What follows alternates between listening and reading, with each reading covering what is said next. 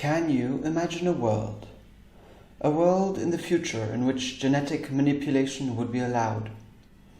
Can you imagine a world in which, from the moment you are born, you are something changed by science? For better or for worse, this has already started. But the real question about this theme is, how does it affect society and its morals? How does it affect the individual compared to how it affects society? How would the general look on life change from what it is today?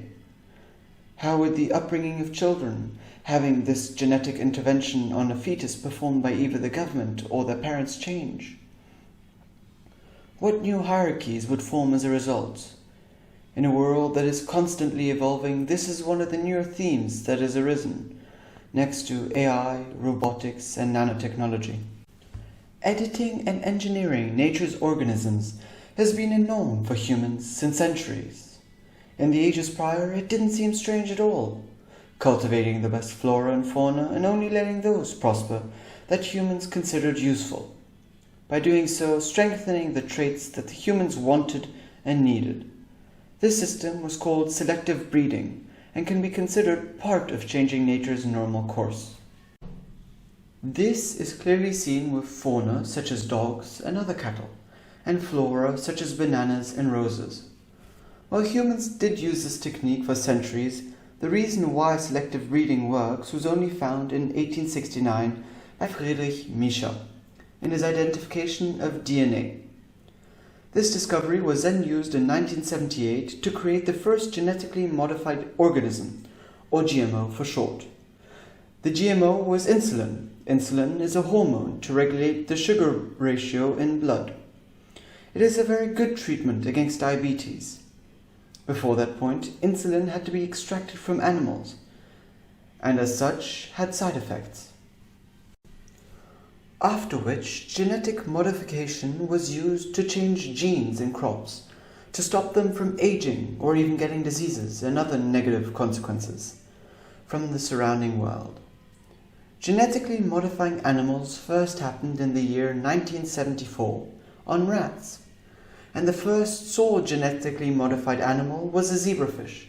It was put to the public in 2004 in the United States. CRISPR, the clustered regularly interspaced short palindromic repeats. The newest invention for genetic editing, invented in 1987 but first used in 2008, is a new, improved and largely cheaper system for genetic modification in comparison to the previous version, the zinc finger nucleus, which was first discovered in 1985 and took considerably longer to adapt to a new organism, as the ZNF has to be reprogrammed to read patterns before it could change them. All the while, CRISPR just has to sense in the RNA, a carrier for genetic codes like the DNA, which, as it remembers a DNA sequence, will consequently change the DNA on its own. In CRISPR, a protein called Cas9 is used. The protein Cas9 is first modified outside of the body and then can be injected into the body in order to remove or change anything that it has been inputted to do, much like a normal virus. It is yet to be confirmed that the CRISPR treatment has been tested on human embryos, though the theory stands that in China, Dr. Liu Jiankui went rogue and has used CRISPR to alter two twin embryos in order for them to become immune to the HIV virus, which would have been passed on to them through their parents. God. CRISPR, of course, is at its starting point, and we have not yet seen much of its potential yet, though one can definitely say that it is advancing and recognized. The 2020 Nobel Prize winner in chemistry was awarded to Jennifer Doudna and Emmanuel Charpentier for the development of a method for genome editing, namely CRISPR. But for the future that is to come, one can only estimate what could happen. Of course, healing genetic diseases through CRISPR might only be the starting point. One might even find better ways to enhance the body. This has to be interpreted from both sides. It can take us to any kind of extreme, be it dystopian or utopian. With a positive outlook, it could improve human conditions, by changing them. This isn't necessarily as scary as it may sound. With different DNA sequences, CRISPR could change the way the body digests things, could prevent bodily deformities and sicknesses before they even arise, and many, many other things.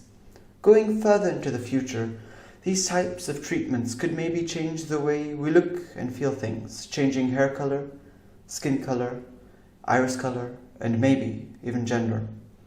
This could change the whole view on racism and sexism. It could change society as a whole, reforming many normal social standards, the making of traits and choices. It could abolish ethnic differences between nations, changing the reasons for wars to drastically different levels, abolishing both psychological and physical handicaps and deficiencies. It could bring a new meaning to all men are created equal, and thus could change the ground of morals and ethics forever. Changing the human body could also create a new way of adapting to life, and this will be needed in the future.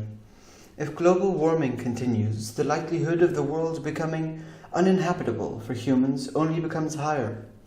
Creating a new type of human genome that survives better in the cold or in the warm, through any kind of weather and situation, could be a transcendental solution to our future as mankind. Modified bones, for instance, which would not lose their mineral density during interspatial travel, would already enable the first steps of the colonization of space, and thus enable us to better survive and travel in space and living in the atmosphere of other planets, pushing the human frontiers to a whole new horizon in the universe. Having a change of this level, of course, has a flip side to it.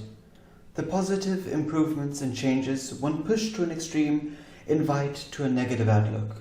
Not only could these moral changes modify a lot in the world, one is still unsure of the changes that CRISPR creates. There could be many other problems one isn't considering or isn't able to grasp yet. Many of these problems stem from there being ultimate control of an unborn baby, in doing so having ultimate control over nature and the future of humanity.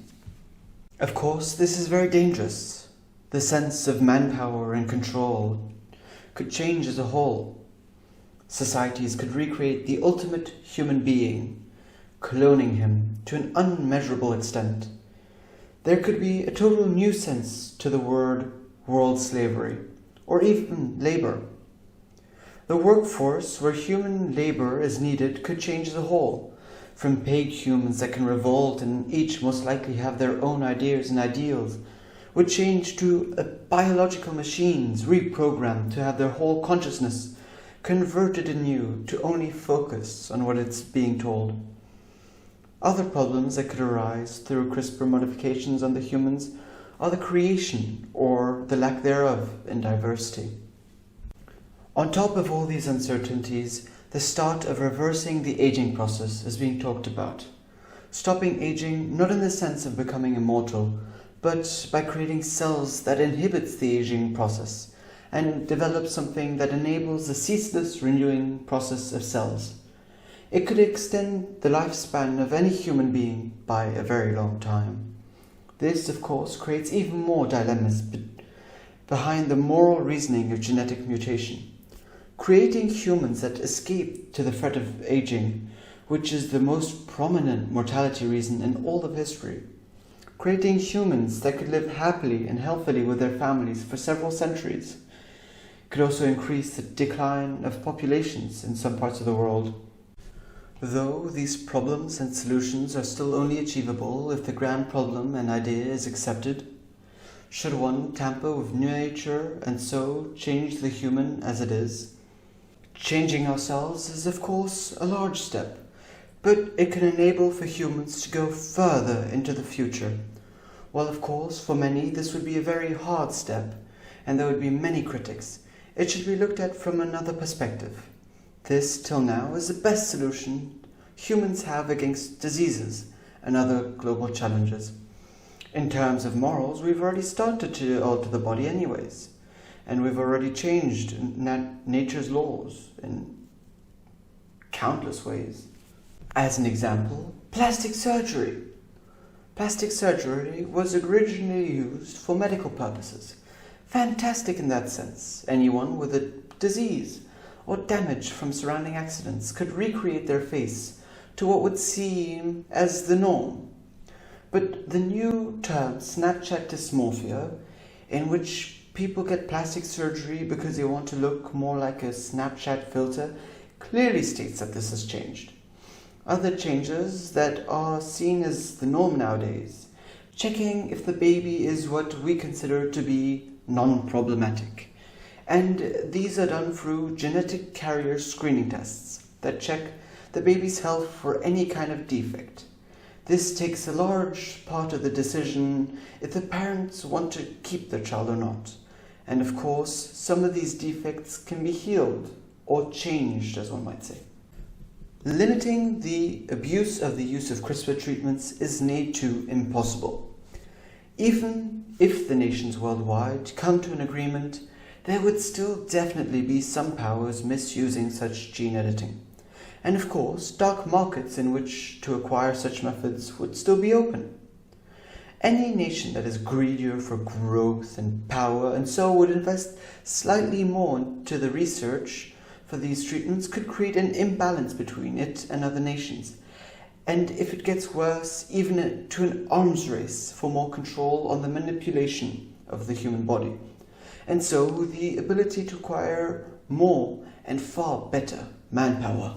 As has been said before, CRISPR and its potential accomplishments are still at the starting line. Many authors, especially in science fiction, such as Ray Bradbury in Fahrenheit 451, have often written about their ideas of how the future might look because of new inventions. Of course, some are dystopian and some are utopian, as the future is still unsure and unforeseeable. Should we become gods ruling over all natural things while making them ours, in the process of creating something beautiful, or maybe even horrible? As it stands, CRISPR in its field would help many problems we face at the moment, especially against hereditary diseases and other diseases that spring on from birth. But should that be the maximum we should do? No one can answer these questions till now without dismissing a whole section of research that could potentially relieve the world of many other problems. These are some of the paradoxes that the current and the future generations will have to face. On one hand, everyone might accept the notion of modifying genes as normal. We see workers' rights as normal, while centuries ago, people certainly thought that this notion was absurd. On the other hand, genetic modification could be totally banned, unaccepted by the global community. Though the world might find the perfect middle, in which genetic modification happens not to the looks, but to any features or diseases that society might find horrible. One thing that can be said for sure, though, is that this theme will definitely be part of the future, and if accepted to a certain extent, it will totally reform society's way of looking at life. The only factual thing that can be said till now on gene editing is that it has helped us in one way or another, be it diseases stemming on from birth or foods that could never last as long as they do nowadays. In the end, one should not look at the disastrous way the future might lead to, nor should one hope for the perfect utopia. I believe one should see how life will find its way, and just act towards that vision, in any of the however minimal roles one can play, and thus lead the world to a place that one oneself finds great to live in. One thing that is still for sure: progress will always be needed.